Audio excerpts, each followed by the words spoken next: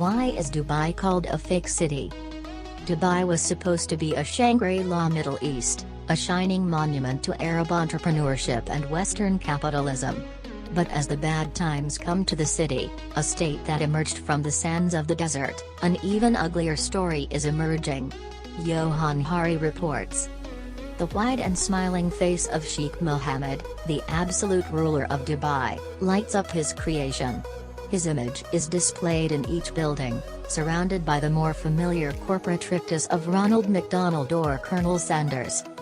This man has promoted Dubai to the world as the city of the 1001 Arab Lights, a Shanghai La Mediariety isolated from the sandstorms that hit the region. It dominates the Manhattan skyline, lighting up rows and rows of glass pyramids and hotels fused in the shape of piles of gold coins.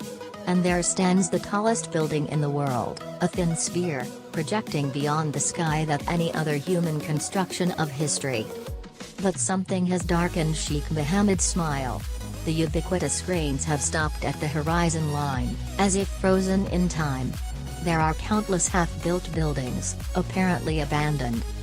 In the most luxurious and new constructions, like the vast Atlantis Hotel, a gigantic pink castle erected in 1,000 days for the price of $1.5 billion, with its own artificial island, the rainwater is filtering through the sky and the tiles are falling from the ceiling.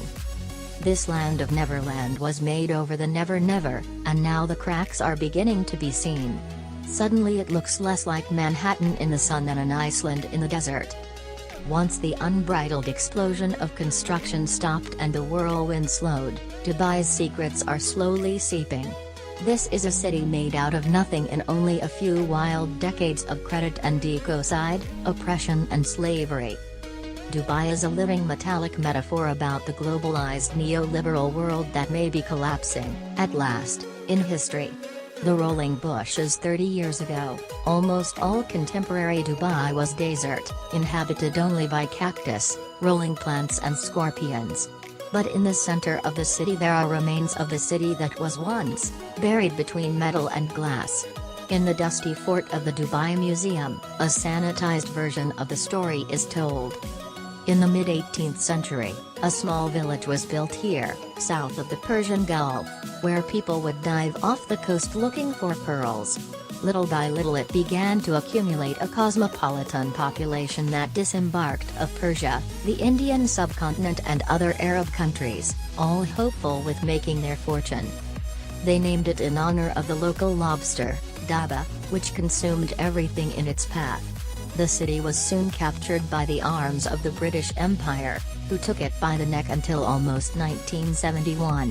When they raised anchors, Dubai decided to ally itself with the 6 surrounding states and form the United Arab Emirates, UAE. The British left, exhausted, just when the oil was just being discovered, and the sheiks who suddenly found themselves in charge of a sovereign dilemma. They were mostly illiterate nomads who spent their lives riding camels across the desert, but now they had a gigantic gold chest. What should they do with it? Dubai had only one oil thread compared to neighboring Abu Dhabi, so Sheikh Maktoum decided to use the revenue to build something that would last. Israel used to boast of making the desert bloom. Sheikh Maktoum resolved to turn the desert into a juicy investment.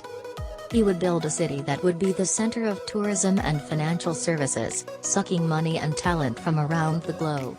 I invite the world to come, without taxes in between, and the world came in millions, drowning the local population, which today is only 5% of Dubai.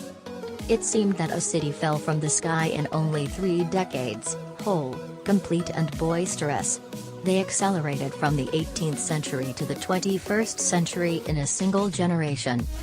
If you take the big bus tour in Dubai, the passport to a pre-processed experience of each major city on Earth, you get stuck with the propaganda vision of how this happened. Dubai's motto is open doors, open minds, says the tourist guide in shades of cut, before depositing in the souks to buy camel leather teapot covers. Here you are free to buy fabrics, he adds.